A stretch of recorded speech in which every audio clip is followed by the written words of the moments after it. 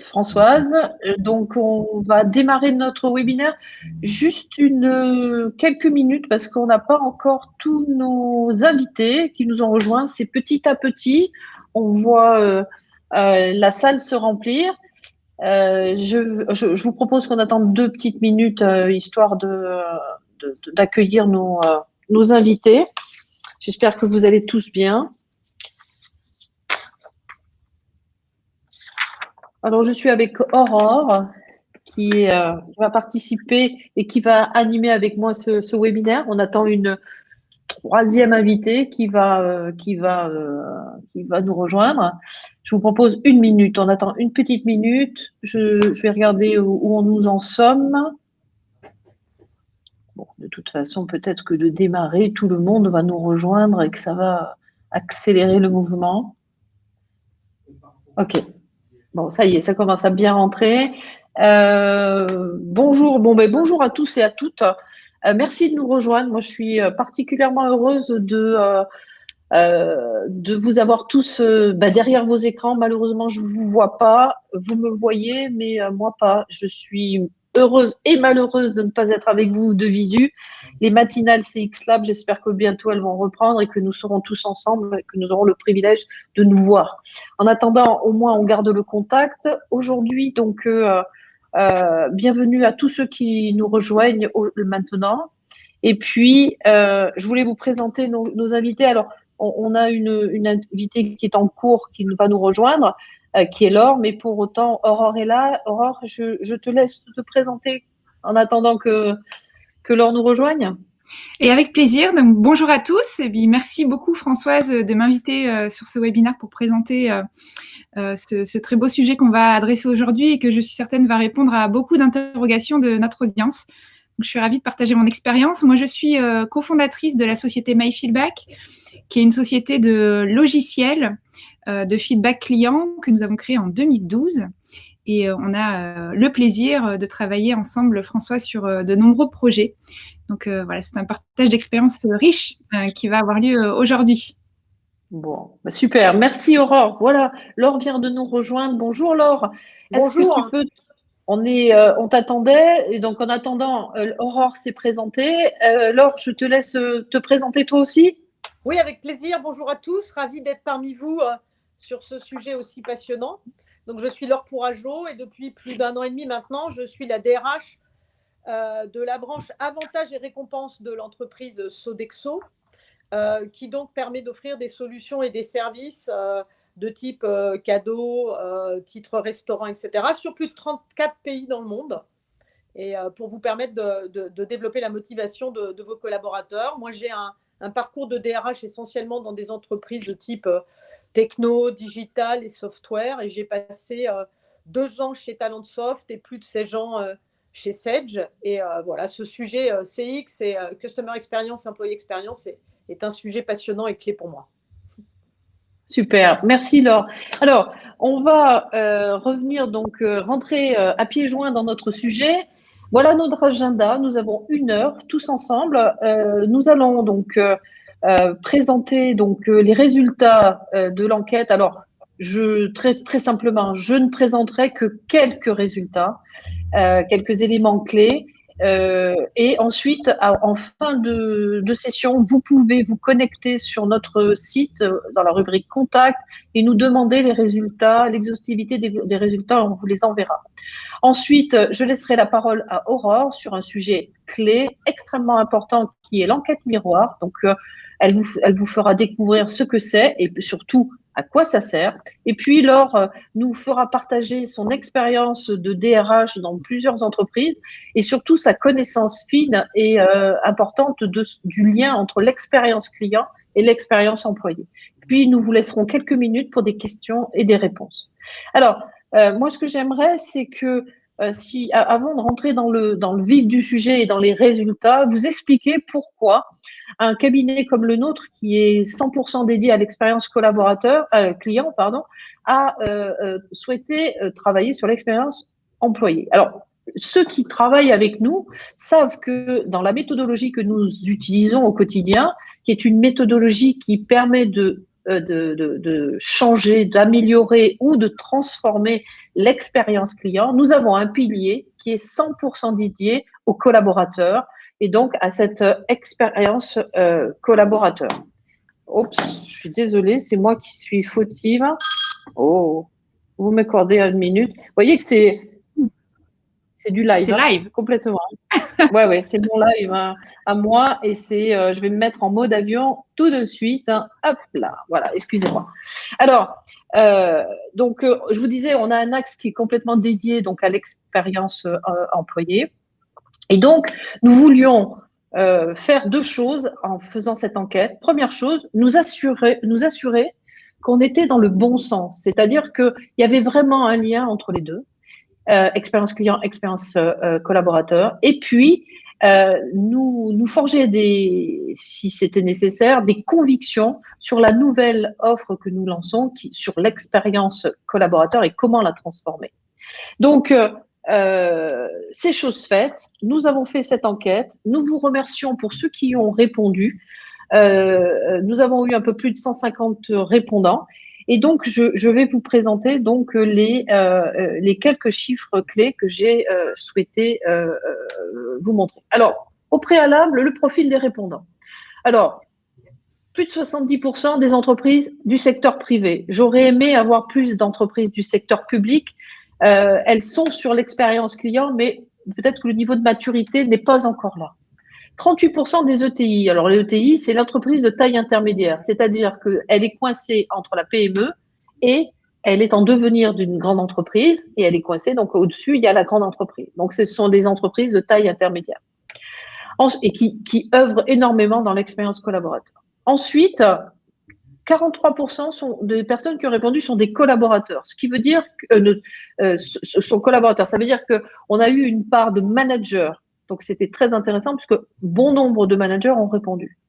Enfin, ils sont plus de 67% à être diplômés et Bac+5. Et puis, 37% dans une tranche d'âge qui est de 36 à 45 ans.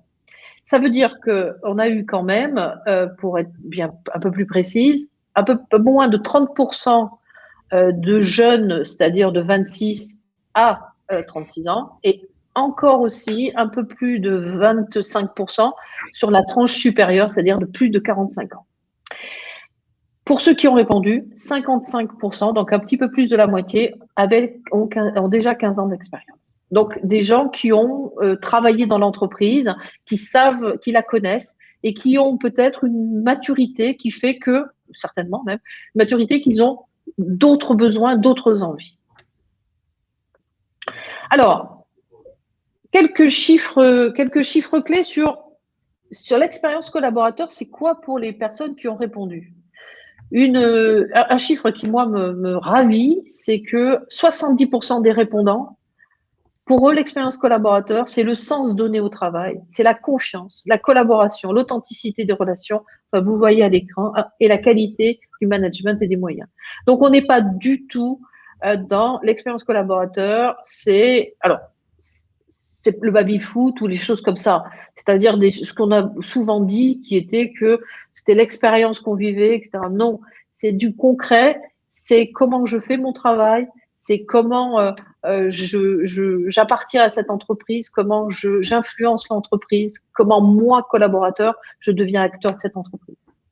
12% des réponses. Alors, ce qui est très, très important ici, c'est que en miroir de l'expérience collaborateur, on dit souvent que l'expérience collaborateur, pourquoi elle est importante? C'est parce que les clients, eux aussi, ont besoin de sens. Ils ont besoin de sens pour consommer, ils ont besoin de sens pour vous choisir, ils ont besoin d'être reconnus, ils ont besoin d'avoir une relation de confiance avec la marque, ils ont besoin, en tant que client, d'avoir une relation personnalisée et d'être acteur de la relation. Donc, on est en phase expérience client, expérience collaborateur, c'est une chance, on a les mêmes enjeux, les mêmes objectifs. 12% des répondants nous disent que c'est l'ensemble des moments clés vécus dans l'entreprise. Fantastique, puisque ça veut dire que les hommes et les femmes que vous êtes derrière cet écran, RH ou pas, vous devez faire en sorte que l'expérience collaboratoire, elle soit sur l'ensemble du parcours. C'est exactement pareil sur le parcours client. Mais attention, nous devrons également aller identifier ces fameux moments clés qui font que, à des moments clés de l'aventure avec l'entreprise, il faut être vraiment là. Donc, attention, ce n'est pas que le recrutement et les promesses qu'on fait en marque employeur qui font la différence. C'est ce qui va donner vie et qui va être concret tout au long du parcours client et qui va donner vie à la promesse de la marque employeur. Exactement comme en expérience client. Et puis, 6% des répondants, quant à eux, disent que c'est une affaire de bien-être au travail, d'éléments matériels. Bah, écoutez, on ne peut pas leur jeter la pierre. Hein. Moi, je suis d'accord avec eux. Si en plus on travaille de manière efficace, sans se prendre au sérieux et dans une bonne ambiance, avec une rémunération qui est correcte et adaptée, bah, c'est quand même super et c'est le nerf de la guerre. Alors, besoin de sens. Je voulais revenir là-dessus. Pourquoi? Parce que c'est un élément clé, c'est ce que nous disons tous les jours aux entreprises que nous accompagnons dans le cadre de l'expérience client. Nous leur disons donner du sens à vos collaborateurs, ils en ont besoin. Ça veut dire quoi, donner du sens? Ça veut dire, première chose, à quoi je sers? À quoi sert l'entreprise? Et moi, dans cette entreprise, quel est mon apport? Quelle est la valeur de mon travail? Qu'est-ce que je dois faire? Alors, l'intérêt de faire ça pour l'entreprise et pour les managers, c'est que, quelque part, vous allez éviter que les collaborateurs perdent du temps à faire des choses qui ne nourrissent pas la stratégie de l'entreprise. Vous allez faire en sorte que le collaborateur soit focalisé sur ses missions et puis aussi comprenne pourquoi il le fait et quelle est sa contribution à l'entreprise et à la stratégie. Mais aussi, donner du sens, c'est aussi faire en sorte qu'il y ait un feedback du client sur le travail qui est réalisé par les collaborateurs. Donc, on voit bien que plus on est organisé et plus on sait pourquoi on travaille et comment on doit le faire, plus la productivité, plus l'efficacité des collaborateurs va être au rendez-vous. Le besoin de reconnaissance, c'est important. C'est important, c'est quand j'ai dit ce qu'il faut faire, quand j'ai dit pourquoi il fallait le faire, et que j'ai évalué la performance du travail des collaborateurs, il faut que je sois capable, c'est absolument indispensable, de reconnaître que le travail est bien fait ou que le travail est bien fait, mais il y a des zones d'amélioration. C'est important. Pourquoi? Parce que ce besoin de reconnaissance, s'il n'est pas là, c'est un risque potentiel pour l'entreprise de perdre ses collaborateurs, alors sans aller peut-être jusque-là, de les démotiver, de faire en sorte qu'ils se posent trop de questions. Non. Reprenons la main là-dessus et expliquons aux collaborateurs ce qu'ils ont fait, c'est bien, et pourquoi, que ce qu'ils ont fait pourrait le faire différemment, et pourquoi. Donc, on revient aussi quelque part dans le sens donné au travail. J'ai souhaité aussi qu'on parle de la rémunération. On ne peut pas bypasser cet élément clé de la récompense et de la rémunération. Attention, on parle de rémunération, mais le mot dans cette slide qui est mis en avant, c'est la récompense. La récompense, ça peut être autre chose que des espèces sonnantes et trébuchantes. C'est savoir dire que le travail est fait, savoir reconnaître qu'il est bien fait, savoir inviter des collaborateurs à travailler sur des projets stratégiques pour l'entreprise, etc. C'est-à-dire faire en sorte que le collaborateur ait une juste récompense du travail et donc la rémunération, c'est une partie, il est payé pour faire ça. Et ensuite, il y a la partie récompense qui va au-delà, qui est de dire, je reconnais que tu travailles bien, je reconnais que tu travailles bien et que tu peux apporter encore l'entreprise, donc je t'invite à faire des choses additionnelles. Donc ça, c'est extrêmement important. Et puis, un autre élément qui m'a paru absolument indispensable, c'est de reconnaître aux collaborateurs d'être acteurs. C'est ce que je disais précédemment, faire en sorte qu'ils soient acteurs de la stratégie et qu'il aille au-delà de son poste, peut-être, mais déjà qu'il fasse ce pourquoi il est engagé, c'est déjà bien. Et puis, les moyens. Alors, les moyens, c'était une réponse qui était très importante. Vous voyez le chiffre, 60% des outils informatiques adaptés à l'exercice de leur métier. Et bien, dans cette question, les réponses ont été très claires. L'ensemble des collaborateurs nous ont dit Nous voulons des outils pour être plus performants. Nous voulons des outils pour faire bien notre travail. Nous voulons des outils pour être efficaces dans notre travail et dans notre relation avec les clients ou avec les autres membres de l'entreprise. Donc là, on est loin je reviens sur mon image du baby-foot, mais on est loin des outils inutiles ou qui facilitent la vie. On est vraiment extrêmement concret, c'est pour bien travailler et pour être efficace. Alors, ce tableau, vous le voyez, qui est un mix entre ce qui est important pour eux et la satisfaction. Donc, on voit bien que ce qui est en top, on a remis les top 5, donc le contenu du travail, la confiance que vous témoignez à l'entreprise. Et puis, on voit également les notes moyennes de satisfaction. Donc, ce sont des notes sur 4. Donc, le contenu du travail est extrêmement important pour le collaborateur. Et puis, si on reprend un élément dont on parle souvent en disant que les collaborateurs ne sont jamais satisfaits de leur rémunération, bon, là, on est sur un 2,5 sur 4. Bon, on voit que les collaborateurs pensent qu'on pourrait faire mieux. Donc, on est dans le droit fil et dans les résultats habituels sur ces sujets. Alors moi, un dernier élément que je ne pouvais pas taire, c'est quelque chose qui m'attriste toujours beaucoup. Bon, ça m'attriste déjà en expérience client, c'est-à-dire que là, les collaborateurs nous ont clairement dit que les mesures clés de l'expérience collaborateur n'ont pas autant d'importance que les indicateurs financiers dans les entreprises. C'est pas surprenant puisque c'est une discipline, l'expérience collaborateur, qui démarre.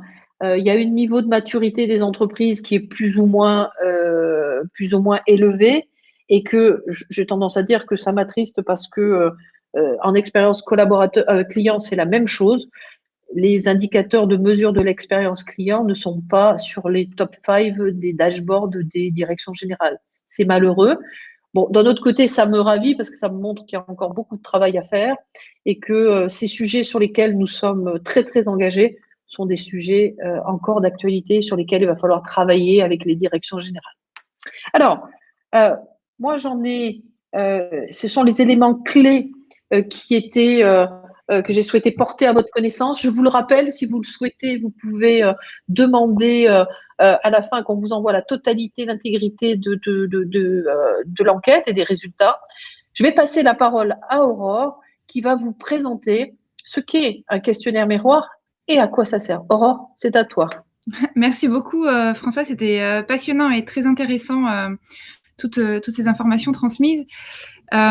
Du coup, moi, aujourd'hui, ce que je voulais vous présenter, c'était comment utiliser très concrètement les questionnaires pour que vous puissiez rentrer dans cette démarche de questionnaire miroir, c'est-à-dire mettre en perspective le feedback de vos collaborateurs sur des items précis liés au travail, à leur activité quotidienne, et mettre ça en face de la perception de vos clients pour identifier les axes d'amélioration à prioriser. Donc l'objectif en fait de ce questionnaire miroir va être clairement de définir des plans d'action très concrets au vu de toutes les informations que nous a donné Françoise. L'objectif pour moi, c'est de vous montrer le next step un peu plus concret que vous pouvez réaliser avec un questionnaire. Donc déjà, la définition d'un questionnaire miroir, pour ceux qui ne connaissent pas encore le concept, donc l'enquête miroir, c'est une enquête qui est administrée aux collaborateurs en complément de l'enquête de satisfaction réalisée auprès du client. Donc l'objectif, c'est que sur des moments semblables, vous puissiez interroger ces deux publics de façon indépendante sur des items similaires. Elle permet du coup de confronter l'opinion des équipes avec celle des clients pour opérer les écarts de perception et, de fait, aligner les attentes. Aligner les attentes, pourquoi ? Pour servir, bien entendu, le business. Il ne faut pas perdre ça de vue. L'objectif de ces questionnaires, c'est d'aligner tout le monde dans un but commun, améliorer la croissance de l'entreprise et son business. Donc, les objectifs, quels vont-ils être ? Le premier, ça va être de visualiser les zones d'accord et de désaccord entre les collaborateurs et les clients, donc repérer ces écarts. On va voir qu'il y a différents types d'écarts qui existent un peu plus tard. Ensuite, ça va être de réaligner les services délivrés par l'entreprise par rapport aux attentes des clients, puisque du coup, c'est vos clients qui font le business et la croissance de l'entreprise. Donc, l'objectif, c'est de les satisfaire pour qu'ils puissent consommer davantage. Et enfin, ça va être de recentrer votre organisation sur vos clients et vos collaborateurs. Donc, c'est de revenir sur ces enjeux fondamentaux de l'expérience client. Pour revenir au dernier graphique partagé par Françoise, l'objectif étant d'inverser la tendance et de faire entrer ces indicateurs liés à l'expérience collaborateur et à l'expérience client un peu plus au centre de l'entreprise. Donc, une question importante, qu'est-ce que vous pouvez attendre de cette démarche en termes d'amélioration de business? Il y a deux informations qu'on peut partager avec vous qui sont issues d'une étude Voice of Customer de Aberdeen Group. La première chose, c'est une amélioration de 55% sur le taux de rétention de vos clients, ce qui n'est pas très surprenant finalement, puisque quand vous arrivez à délivrer un service et des produits qui vont être en face des attentes des clients, la fidélisation doit s'améliorer nettement et c'est ce qui est concrètement observé. La deuxième chose, côté collaborateur, c'est une amélioration de l'engagement de ces derniers de plus de 37%. Donc là, l'objectif, c'est du coup de conserver, de faire aussi de la rétention de vos collaborateurs en leur permettant d'être plus acteurs de la performance de l'entreprise à travers un alignement des attentes qu'ils ont avec la réalisation de leurs objectifs qui vont impacter le business et la satisfaction des clients. Donc, tout ça est très vertueux. Avec ce type de démarche, les effets sont rapides et de fait très orientés business dans la rétention des clients et la rétention des talents aussi dans vos équipes. Alors, avant de regarder concrètement quel type d'indicateur on va pouvoir envisager, donc le dispositif, il va se concrétiser par un questionnaire à établir auprès de vos collaborateurs. Alors, soit sur des périodes récurrentes au fur et à mesure dans l'année, et là, on va parler du coup de baromètre, ou soit c'est des démarches que vous pouvez faire de façon plus ponctuelle, 2 ou à 4 fois dans l'année si on prend une base trimestrielle. Ensuite, qu'est-ce qu'on va remarquer au vu des réponses faites par les collaborateurs et celles obtenues sur les questionnaires de satisfaction des clients? Donc, il y a 4 axes principaux pour l'interprétation des résultats. Le premier, c'est lorsqu'on va observer un accord positif.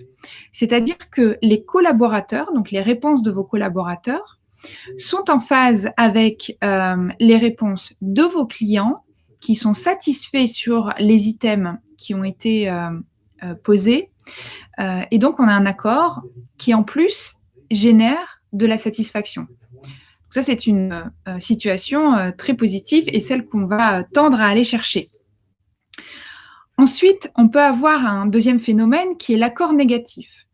Donc, les collaborateurs et les clients sont en accord quant à leur perception des items, par exemple, la qualité des réponses données par un service client. Donc, ils sont en accord sur le niveau de satisfaction et le niveau de perception sur ces deux publics.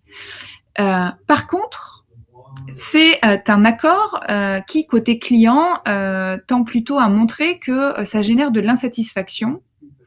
Et les collaborateurs sont aussi conscients qu'ils ne sont pas ultra performants sur ce sujet et que ça peut générer de la satisfaction et qu'il y a des progrès à faire sur ce point-là. Donc, c'est ce qu'on appelle un accord négatif. Le troisième axe, c'est la surestimation. C'est là, à la différence des deux phénomènes précédents, c'est un désalignement de la perception du collaborateur et des clients.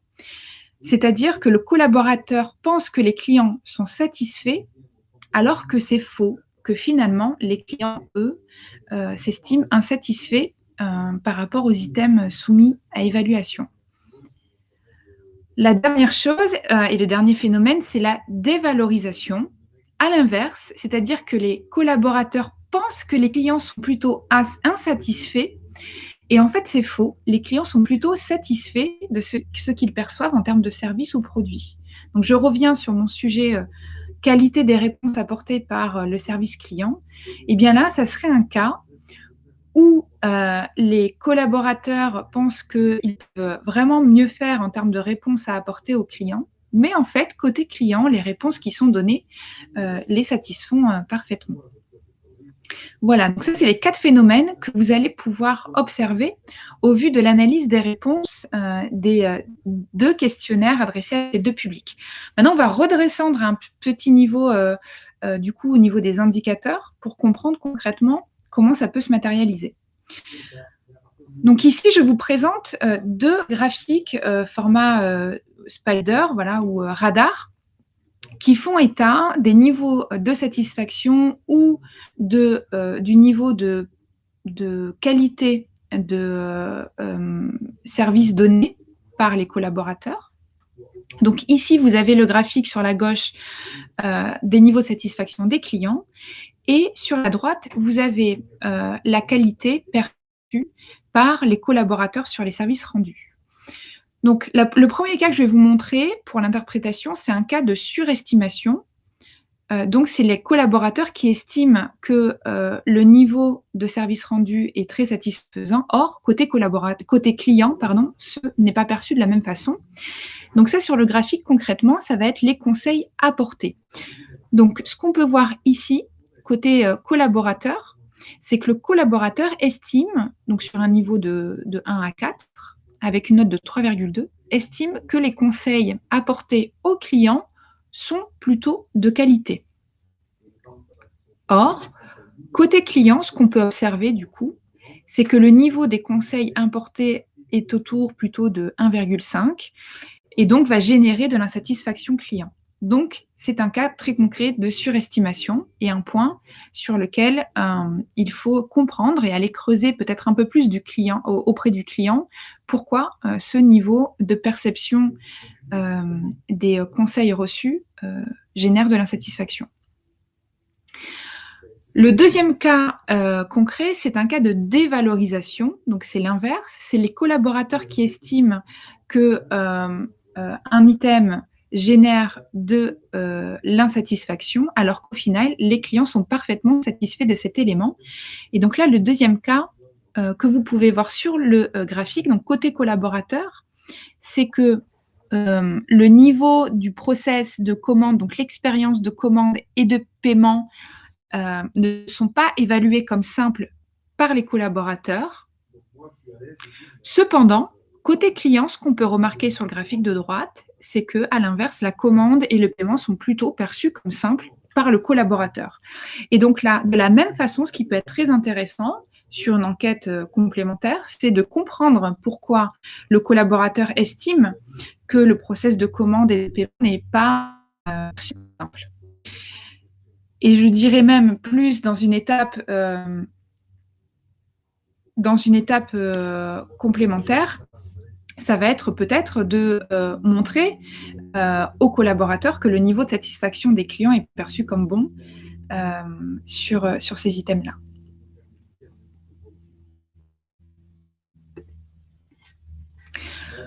Le deuxième exemple de graphique que je voulais vous montrer, c'est un exemple qui va croiser le niveau d'importance avec un niveau de satisfaction. Donc, je prends par exemple les items que nous avons vus sur le graphique précédent, qui vont permettre d'évaluer le niveau de satisfaction des clients sur différents sujets. Eh bien, ce qui va être très intéressant dans un questionnaire, c'est de, en plus d'avoir ce niveau de satisfaction, c'est de coupler ça avec un niveau d'importance, de type, pour vous, quelle est la chose la plus importante dans l'expérience que vous avez avec notre marque? Et donc, ce niveau d'importance, ce qui va être intéressant, c'est de le croiser avec ce niveau de satisfaction pour avoir ce type de graphique côté client, mais aussi côté collaborateur, qui vont vous permettre, non pas d'analyser, mais maintenant de prioriser les actions à mettre en place. Par exemple, ici, ce que vous pouvez voir clairement, c'est que le niveau de l'achat plus importante pour les clients exprimé est la recherche des produits sur le site ou sur un catalogue, par exemple. Donc ça, c'est la chose la plus importante. Et en ordonnée, vous avez le niveau de satisfaction. Et là, ce qu'on peut également observer, c'est que le niveau de satisfaction sur cet item, la recherche des produits, n'est pas bon du tout puisqu'il a 1,25. Donc, c'est ici la première action certainement à mener. En tout cas, c'est un axe que vous avez a priori puisque ça génère un gros niveau d'insatisfaction questions et c'est considéré comme très important dans l'expérience client par vos clients. Et donc, c'est exactement le type de graphique que vous pouvez également générer sur le questionnaire collaborateur pour confronter les deux et in fine prioriser les bonnes actions. Et donc, enfin, du coup, au vu de ces résultats et des choses très concrètes que vous pouvez faire avec un questionnaire miroir, ce qui peut être très intéressant, c'est maintenant vous-même de vous poser la question sur quelle étape mettre en place ces questionnaires miroirs auprès des collaborateurs et des clients pour identifier les axes à prioriser sur un appel au service client, après un achat ou encore après une livraison. On manque de temps, mais ce que je vous invite du coup à faire, c'est de regarder les détails de ces slides pour vous confronter aux résultats des études qui sont menées par différents instituts qu'on a sélectionnés pour vous demander, est-ce que chez vous aussi, est-ce que dans vos entreprises aussi, ce sont ces points-là qui sont identifiés comme les pain points les plus importants sur chaque étape du parcours. Ok, merci beaucoup Aurore. Bien sûr qu'on n'a pas beaucoup de temps, 1 heure, c'est très très court sur des sujets aussi passionnants. Donc, un peu désolée de te couper dans l'élan. Et je pense qu'il y a encore beaucoup de choses à faire, mais je pense que les auditeurs ne manqueront pas de te recontacter s'ils ont besoin d'informations complémentaires. Alors, Laure, après ce témoignage et cette démonstration d'Aurore qui est super intéressant, quelle est ta réaction là en voyant ces enquêtes miroirs? Je sais que tu en as fait dans le passé. Est-ce que tu peux nous expliquer, ta conviction de l'expérience client, lien expérience client et expérience collaborateur, et puis nous donner un exemple peut-être d'une réalisation dans ta vie professionnelle? Oui, bien sûr. Alors, première chose, les réactions en voyant les chiffres de l'enquête, je veux dire que j'en ai 4, parce que je l'avais vu avant l'enquête, donc j'ai eu le temps de réfléchir un peu. La première réaction, c'est quand on leur demande c'est vous, pour vous, c'est quoi l'expérience client? Moi, j'étais surprise qu'il soit que 12% à dire c'est l'ensemble des moments clés. Parce qu'on sait très bien que dans l'expérience collaborateur, il y a ces choses, ces moments clés sont l'élément principal. Je pense que parfois les gens confondent l'expérience avec ces étapes et qu'est-ce qui fait que l'expérience est bonne. Donc, les 2 premières réponses étaient liées à ça, à mon avis. Deuxièmement, l'équilibre vie professionnelle et vie personnelle comme l'importance clé. Et c'est vrai qu'aujourd'hui, dans l'expérience collaborateur, le fait qu'on soit beaucoup en home office, le fait qu'il y ait du confinement ou du lockdown, etc., ça change vraiment la donne parce que la limite entre le perso et le professionnel est très, très faible. Et c'est vrai que l'expérience collaborateur, elle prend une nouvelle dimension. Il ne faut pas l'oublier aujourd'hui et je pense que c'est quelque chose sur lequel il faut travailler. La troisième chose, c'est le fait que les résultats financiers soient toujours perçus comme plus importants que ces résultats-là, les résultats de l'expérience collaborateur, voire de l'expérience client. Moi, je pense que c'est un combat des DRH, c'est à eux de mettre ça à l'agenda. Et moi, à titre, je sais que je me bats tout le temps pour que les sujets RH arrivent en tête quand on présente des communications aux collaborateurs, ou en tout cas que ce soit très équilibré dans l'enchaînement des réunions. Et le quatrième, c'est l'intérêt des enquêtes miroirs. Et donc, je vais rebondir sur ce quatrième point pour parler de mes convictions sur les liens entre X et CX, comme tu me l'as demandé. Je pense qu'il y a 3 éléments qui forgent vraiment mes convictions. C'est la première chose, c'est que quoi qu'on vive, il faut se mettre dans la peau de celui qui le vit. Donc, et ça, c'est important parce que c'est ce qui permet toujours d'améliorer les relations, les résultats, la qualité des services, etc. Donc, toujours se mettre soit dans la peau du client, soit dans la peau d'un collaborateur. Et qu'est-ce qu'il vit? Qu'est-ce que je vis moi d'abord? Et qu'est-ce qu'il peut vivre lui et comprendre ce qu'il vit lui? Je pense qu'il y a un deuxième élément, c'est la nécessité absolue de comprendre cette notion de parcours. Et j'ai toujours une bonne illustration qui peut vous faire plaisir, c'est un grand repas dans un très bon restaurant. Alors, c'est un truc qu'on n'a pas vécu depuis longtemps. C'est peut-être pour ça que j'ai envie d'en parler.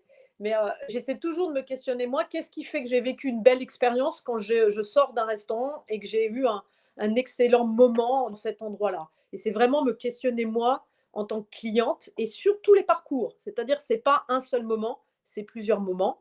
Et le troisième élément qui fait mes convictions, c'est l'alignement stratégique. Il est clair que on ne peut pas apporter un service ou offrir à un client quelque chose qu'on ne connaît pas. Donc, il faut que le collaborateur, l'employé, soit aussi un client, si possible, ou en tout cas, ils connaissent très bien ce que fait le client. Tout comme nous, quand on est, par exemple, des RH ou managers, on se met dans la peau du collaborateur avec une empathie qui nous permet de comprendre ce qu'il vit. Et dernier élément de cet alignement stratégique, c'est vraiment comprendre ce qui se passe, que ce qui se passe en interne, ça va se vivre en externe. D'accord ? Ce n'est pas étanche.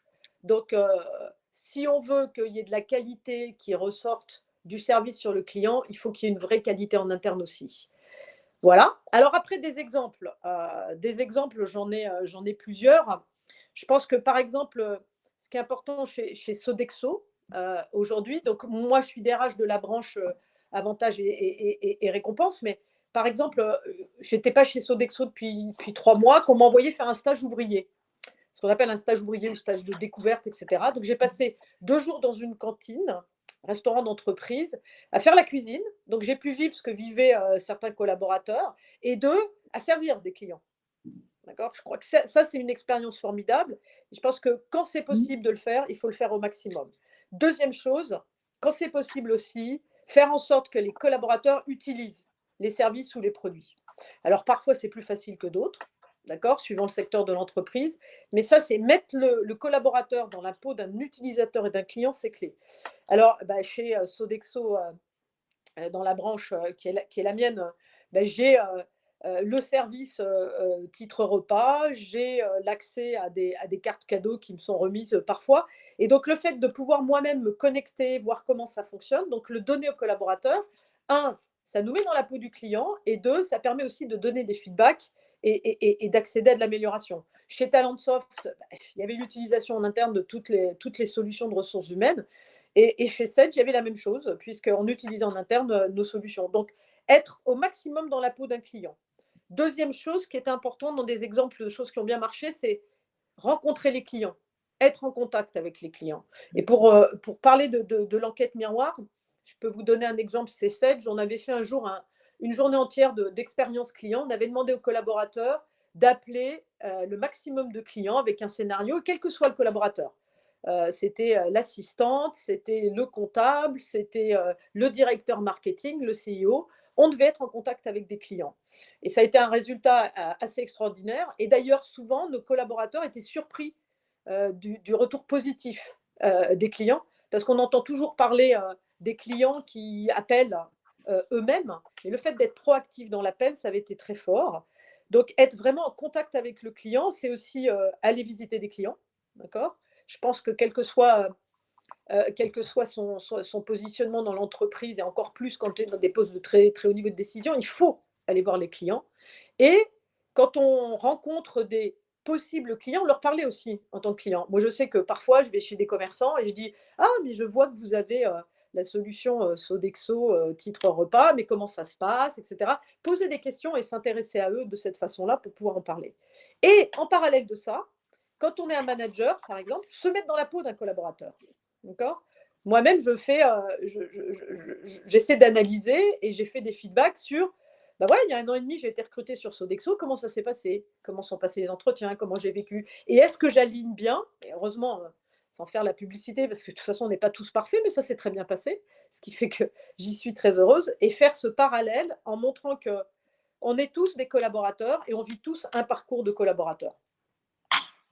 Super. Alors, j'aimerais te poser la question qui est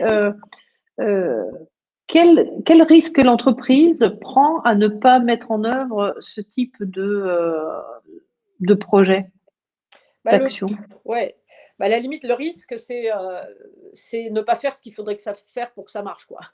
Donc, je pense que s'il n'y a pas une bonne connaissance de l'entreprise par les collaborateurs, une bonne connaissance des services, des produits et de qui sont les clients, pour les collaborateurs, l'entreprise, ça va être un échec. Et même chose, il faut bien connaître ses collaborateurs pour pouvoir être capable d'améliorer cette expérience. Donc, première chose. Deuxième élément, ce n'est pas un sujet RH, l'expérience collaborateur. Je dirais même comme l'expérience client, ce n'est pas seulement le sujet du service au client. D'accord ? C'est un sujet d'entreprise, c'est un sujet de leadership, c'est un vrai travail d'équipe et de réflexion en commun. Donc, si on dit l'expérience collaborateur, c'est RH, non. Les RH va construire des programmes, mais il faut en faire un sujet clé de l'entreprise à tous les niveaux. Il y a un troisième élément, je pense, qu'il ne faut pas oublier, c'est la communication. D'accord ? Il faut beaucoup communiquer sur le sujet. sur le fait que l'expérience client est importante, l'expérience collaborateur est importante, les liens entre les deux. Et ce qui est important pour bien communiquer, et le risque, c'est parfois de ne pas avoir un référentiel de vocabulaire commun.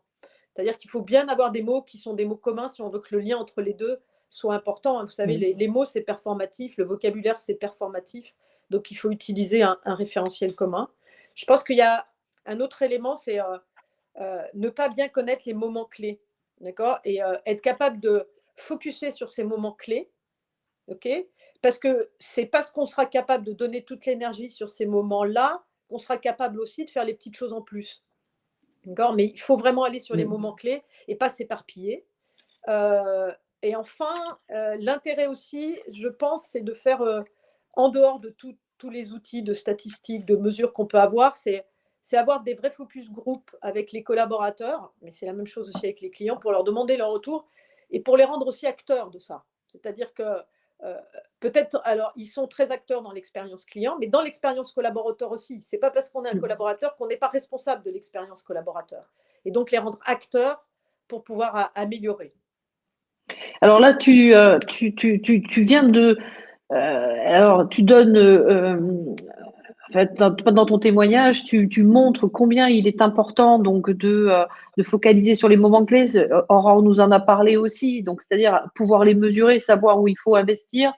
Tu nous as parlé de programmes entre guillemets vie ma vie, parce qu'en fait on décilote, on collabore, etc. et on sait ce que fait vie le voisin.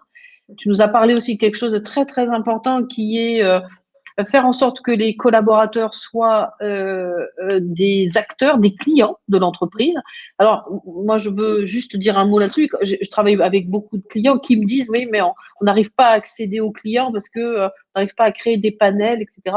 Bah, voilà, mais vous avez peut-être vos propres collaborateurs qui utilisent des solutions de l'entreprise.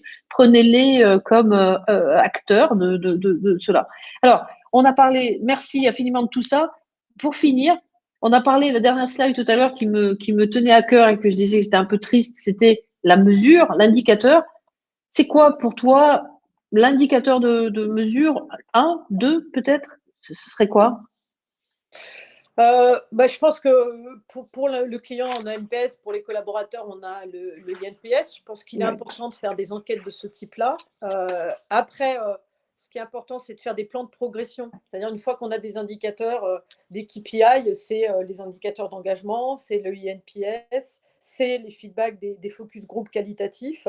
Je pense que c'est être capable de mesurer le progrès. C'est-à-dire que, comme je dis toujours, souvent en RH, je dis c'est bien, c'est comme pour tout, on a la photo, mais ce qui m'intéresse, moi, c'est le film. Donc, les indicateurs, à un moment, c'est une photo, mais ce qui va être intéressant, c'est comment on progresse et quelles décisions on prend pour progresser, où est-ce qu'on met l'énergie. Par exemple, si vous avez un taux de 90% de satisfaction sur un sujet, bon, est-ce que ça vaut le coup de mettre beaucoup d'énergie pour passer de 90 à 92, en sachant qu'à partir d'un certain niveau, ce sera important. Donc, plutôt aller cibler les endroits où il y a le plus à faire. Je pense qu'il est important aussi de travailler avec ceux qui ont des avis négatifs. Il ne faut jamais les oublier et essayer de les faire parler. Et les neutres aussi. Arriver à cibler qu'est-ce qui est neutre. Parce que vous savez, dans le INPS, c'est souvent cela qu'on peut plus faire basculer dans le positif. Et après, je pense que c'est aussi combien de fois on pose des questions relatives à ça dans la vie de l'entreprise. Moi, par exemple, quand je recrute, même si je recrute des patrons de pays, des CIO ou des choses comme ça, j'ai toujours des questions sur l'expérience collaborateur et l'expérience client. Des questions de type, quelle est la dernière expérience client en tant que client que vous avez vécue? Si les gens sont capables de me dire ça, c'est bon, ça veut dire qu'ils comprennent ce que c'est. Quelle est la dernière belle expérience que vous avez donnée à un client? Okay. Qu'est-ce qui s'est mal passé avec un client une fois que vous avez réussi à retourner? D'accord. Des questions de ce type et des mêmes types de questions sur l'expérience client. Et donc ça, c'est un indicateur quand on veut recruter. Puis après, une fois qu'on a des mesures qui sont bien précises et que c'est bien compris dans l'entreprise, pourquoi pas le mettre dans les objectifs? C'est-à-dire, on paye les gens sur le revenu, sur le profit, on peut les payer sur des… Mais on peut aussi mettre ça, quand c'est clé, dans les éléments de récompense des collaborateurs. Alors, pas tout de suite, il y a une partie éducationnelle à faire, je pense. Et ça, c'est clé ensuite. Voilà, donc la mesure est importante, mais elle ne suffit pas. La progression, c'est ça qui compte. Et puis, c'est ça qui engage les gens. D'accord, donc la mesure, c'est comme ce que tu viens de dire, hein, donc à l'égal de l'expérience client, ça a été on va dire la faiblesse de l'expérience client, on n'arrivait pas à mesurer ses impacts sur l'organisation, etc., sur les clients. On voit qu'en travaillant, en étant un peu intelligent, en tirant un peu les modèles et en faisant des corrélations, on arrive à mettre en avant des mesures tant pour l'un que pour l'autre, expérience collaborateur, expérience client. Et en Ok, plus, donc excuse-moi François, si je peux oui, compléter, une minute. Hein. Sur oui, je t'en l'expérience prie. collaborateur, en plus, là, chez Sodexo, on utilise des outils qui permettent de faire une photo et donc mesurer la progression régulière dans l'année. Mais il y a aussi de nouveaux outils qui permettent de créer des enquêtes très rapides en ligne. Le manager peut poser des questions et chatter vraiment avec des collaborateurs sur ce type de sujet. Donc, ce que j'aime bien, c'est le côté permanent et le côté progression avec des étapes. C'est comment on arrive à bien gérer les deux et en faire un outil de tous les jours quasiment, c'est-à-dire un outil de management aussi. Oui, donc on passe au-delà de l'enquête annuelle, etc., Ouais. mais on pilote la satisfaction, la compréhension, c'est tout ce qu'on a dit tout en début, hein, le sens, la compréhension des enjeux, des objectifs, etc., par des questions, par des choses qui sont vivantes et qui sont à la main du manager et de ses équipes. Donc là, il y a de la co-construction, voilà. Donc on est vraiment dans tous les modèles vertueux. Ok, super, merci Laure, c'était super, super intéressant, merci infiniment. Je pense qu'on a on a des questions, on a des commentaires. Alors, on a quelques commentaires. Donc, on a une personne qui nous dit c'est celui qui fait, qui sait. Ben, ça, c'est plein de bon sens, hein, et donc, en effet, hein, demander, on fait beaucoup de temps, on prend beaucoup de temps à faire des enquêtes clients, des enquêtes collaborateurs, etc. Pour les clients, ce qui ne va pas, on sait souvent qu'en posant la question au collaborateur, on sait que lui, il a la réponse. Celui qui est proche du client a la réponse. Donc, peut-être que de temps en temps, un peu de bon sens, interroger les services clients, les associés, c'est aussi très intéressant. Alors, qu'est-ce qu'on a d'autre comme commentaire? Est-ce qu'on a, on a donc les enquêtes miroirs, donc c'est en ricochet à l'intervention d'Aurore, permettent d'identifier les mécanismes et les processus qui manquent de formation et les manques de formation, les défaillances de processus et les manques de formation. Donc c'est pour aller dans le sens d'Aurore en disant que c'est extrêmement utile puisque on voit qu'il peut y avoir un décalage entre ce que les clients pensent et ce que les clients pensent. Donc ça permet d'aller au-delà. Et puis une idée certainement d'une personne qui l'a fait ou qui ambitionne de le faire. Je ne sais pas si tu l'as fait, Laure, qui est de faire venir des clients au COMEX. Oui, bien sûr. On a fait, oui. Oui, voilà. J'ai déjà réalisé des événements avec soit des COMEX, soit des événements de leaders, etc., où des clients venaient pour témoigner, bien sûr.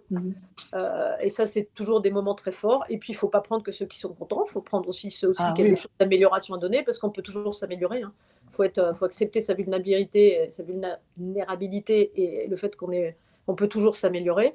Et aussi, j'avais fait un séminaire avec les principaux leaders dans une entreprise où on leur avait donné un jeu de rôle et ils devaient se mettre dans la peau de quelqu'un qui voulait acheter un produit, dans la peau de quelqu'un qui avait un problème avec un produit ou un service, etc.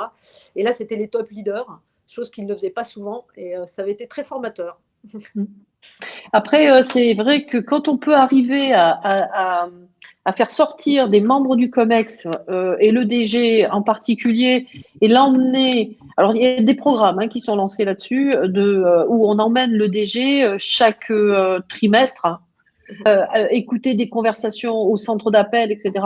Ça le remet vraiment dans les chaussures du client. Donc, c'est super. Et ça lui permet de voir non seulement, et ça, c'est hyper vertueux, ce que veut le client. Donc, on reconfirme les attentes, etc. Mais ça permet aussi, il s'aperçoit des moyens et de la difficulté, le cas échéant, du collaborateur à donner une suite favorable. Et on s'aperçoit, moi je le dis tout le temps, j'ai jamais vu de collaborateur qui voulait le matin mal faire son travail. Donc, c'est souvent l'organisation qui donne pas les moyens ou qui a mal formé, etc. Et on voit de la sous-qualité ou de la sur-qualité parce que les collaborateurs compensent. Et donc, ils vont au-delà de ce qu'ils devraient faire pour s'assurer que le client est satisfait et pour donner une bonne réponse, etc. Alors, une question. Communiquez-vous comment communiquez-vous sur les résultats des enquêtes collaborateurs en interne? Laure, tu réponds, Aurore? Oui, sans problème. Écoutez, comment on communique on fait, il y a plein de façons. Il y a des communications, il faut utiliser tous les canaux. Hein. Il y a des communications écrites, il y a des communications par webinar, il y a des débriefs faits par les managers. Et ensuite, il y a des focus group qualitatifs, là où on estime que c'est nécessaire pour travailler sur les résultats ensemble. Et on donne accès aux résultats. Évidemment, on donne des accès globaux pour ce qui est global, par département ensuite. Et on implique énormément le management et les HR business partners, ceux qui travaillent, les HR qui sont près des équipes pour pouvoir communiquer. Donc, tous les canaux.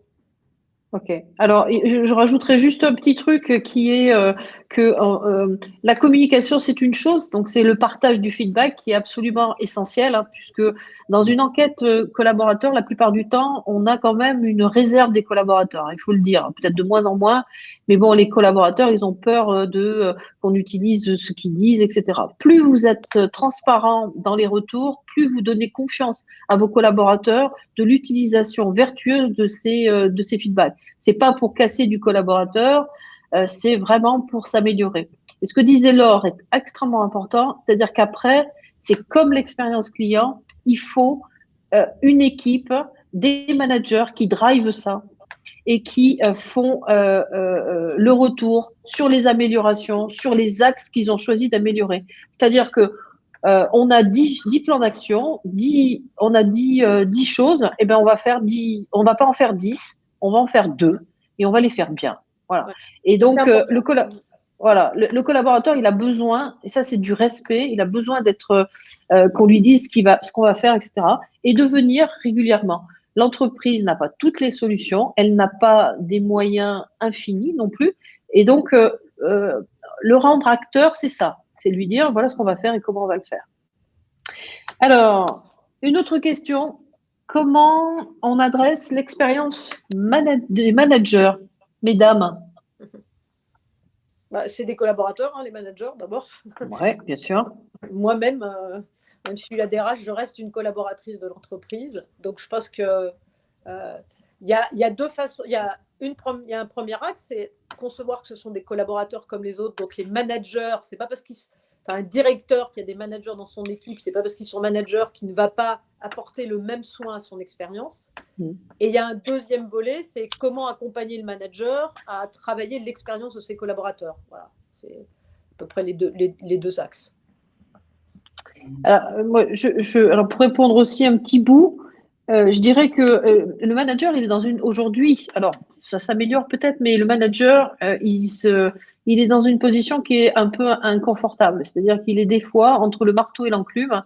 Et on a souvent tendance à travailler sur l'expérience du collaborateur et un peu moins sur l'expérience du manager. Pourtant, l'expérience du manager est absolument indispensable parce que c'est une courroie de transmission dans l'entreprise. Et donc, automatiquement, je ne veux pas dire qu'il faut veiller plus sur eux que sur les collaborateurs, mais il faut quand même faire en sorte que ce soit eux qui aient l'information. Alors, des choses simples, hein, qu'ils comprennent la stratégie, qu'on leur ait bien expliqué, qu'ils aient vraiment des réponses, donc qu'ils aient eux-mêmes des réponses à leurs questions pour pouvoir les transmettre. C'est fondamental, cette courroie de transmission, et on s'aperçoit que souvent dans les enquêtes collaborateurs, le collaborateur a plus confiance dans son manager que dans la direction générale. Alors, parce que la direction générale est loin, à elle de se rapprocher des collaborateurs, mais voilà, il faut vraiment investir sur l'expérience manager. Je suis assez d'accord sur ce sujet. Et pour le protéger et faire en sorte que ce soit vraiment un leader positif au service de la stratégie de l'entreprise. Aurore, tu veux rajouter quelque chose? C'est passionnant. Moi, je pense qu'effectivement, aujourd'hui, sur les managers, il y a un vrai sujet lié à la proximité équipe. Et puis lié aussi au changement des attentes des collaborateurs. On a des publics qui évoluent, on a des profils de collaborateurs qui évoluent aussi avec les nouvelles générations, des attentes qui attendent. Donc, je pense que voilà, plus que jamais, l'accompagnement des managers pour continuer à délivrer une qualité de service tout en réussissant à s'adapter aux nouvelles variables liées à ces nouveaux types de collaborateurs est extrêmement importante. Donc, je partage. Et pour rebondir sur ce que disait Laure tout à l'heure sur la communication des résultats, nous, notre job, c'est de fournir les meilleurs outils pour être dans la transparence que tu indiquais, Françoise. Par contre, pour revenir et acquiescer les propos de Laure, l'accompagnement à la lecture et à la compréhension des résultats est fondamental. Puisque voilà, il n'y a rien de pire, je pense, que une analyse mal interprétée ou mal comprise qui peuvent avoir l'effet inverse. Donc, effectivement, faire très attention à la façon dont on va communiquer ces résultats. Alors, merci infiniment, Laure, Aurore, parce qu'en fait, oui, tu rajoutes quelque chose qui est ces nouvelles générations, ces fameuses nouvelles générations. Et oui, il faut savoir les gérer. Et en effet, c'est intéressant d'investir aussi auprès des managers et de leur donner les outils pour le faire. Parce que souvent, ils sont un peu démunis. Ils sont un peu démunis sur ces éléments. Alors, on a 2 autres questions, mais je pense qu'on y a répondu. La première était, revenez-vous vers les collaborateurs avec des plans d'action suite aux enquêtes internes. Et une autre personne qui nous dit, souvent, on communique sur les résultats, mais les plans d'action, jamais. Alors, oui, c'est vrai. On ne peut pas dire que c'est pas vrai ce que vous dites. On l'a vécu, Laure, parce que dans une autre vie, Laure et moi, on a travaillé ensemble à la RH, comme quoi l'expérience client et le client mène à tout. On se disait qu'on a toujours veillé à ça, toutes les deux. On a toujours veillé à ce que ce qu'on peut dire, on le dise, et ce qu'on dit qu'on va faire, on le fasse. Et Dieu seul sait, je ne sais pas si tu te souviens, Laure, mais il y a des fois, c'était extrêmement difficile parce que les managers, il fallait aller les prendre par la peau du dos et les secouer pour leur disant, voilà, tu t'es engagé à faire ça, où tu en es, etc. Donc, ça nécessite quand même des équipes expérience employée, si d'aventure c'était elle qui s'en occupait, un travail important de change. Il faut changer les mentalités, il faut former, il faut éduquer. C'est comme l'expérience client, il faut faire en sorte qu'on revienne, qu'il y ait des boucles vertueuses qui se mettent en place. Et ça ne se fait pas du jour au lendemain. Ouais, si je peux rajouter quelque chose par rapport à, c'est la même chose, je pense, dans l'expérience client que dans l'expérience collaborateur, si on fait des enquêtes, c'est parce qu'on veut améliorer. On est bien d'accord. D'accord, on veut mesurer un instant T et on veut améliorer. Et qu'est-ce qu'on veut améliorer, c'est lié aussi à la stratégie de l'entreprise et avec qu'est-ce qu'on met en œuvre en stratégie RH sur le sujet. Donc, une fois qu'on a la picture, qu'on met en relation avec cette stratégie et où est-ce qu'on va améliorer, il ne faut pas lancer un plan d'action avec 50 actions parce qu'on n'y arrivera pas. D'accord ? Il faut être modeste et dire, par rapport à ma stratégie RH, ce que je veux améliorer parce que ça va être clé, c'est 1, 2, voire 3. Okay ? C'est le maximum. Et ça, ce qui est important, si on veut que ça fonctionne aussi, c'est qu'il faut faire travailler les équipes, d'où les focus group, d'où ce travail pour être en accord sur les priorités. Ce que je dis parfois, c'est que les priorités, quand même, ça peut être du niveau d'une direction qui va les définir, mais comment on va travailler dessus et échanger sur le sujet, comment on va travailler, ça peut se faire avec les collaborateurs. Donc, il faut qu'il y ait de la co-construction sur le sujet aussi, parce que c'est ça qui permet d'approprier. Et puis, il faut communiquer sur ces plans, voilà ce qu'on se donne comme objectif, et le mesurer. Je sais pas, on a dit, voilà, on est à 50% sur cette question. Pour nous, c'est clé et on veut améliorer. On se donne comme objectif d'être à 60 à la prochaine enquête et 70 ou 75 ou 80 à la suivante. Il faut se donner des mesures comme ça d'amélioration et s'engager ensemble pour pouvoir y arriver. Eh bien, écoutez, moi, j'étais ravie on est arrivé au bout, donc je ne peux pas prendre plus de questions. Je suis désolée. Par contre, n'hésitez pas à nous les poser sur la rubrique contact, qu'elles soient pour nous ou qu'elles soient pour Aurore ou Laure, on leur transmettra et puis dans la mesure du possible, on reviendra vers vous pour y répondre. Ça fait partie du feedback également et donc on répondra aux questions. Moi, je tiens à remercier chaleureusement, mais vraiment avec une grande sincérité, Laure et Aurore. Merci infiniment toutes les deux. Merci à vous. Vos interventions étaient fantastiques et pleines de sens. J'espère que tous ceux qui sont derrière leur caméra ont appris des choses. Nous restons à votre disposition. Je vous souhaite le meilleur pour les jours et semaines à venir et puis au plaisir de vous recroiser dans un événement CX Club. À très bientôt. Au revoir à tous. Merci, au revoir. Au revoir.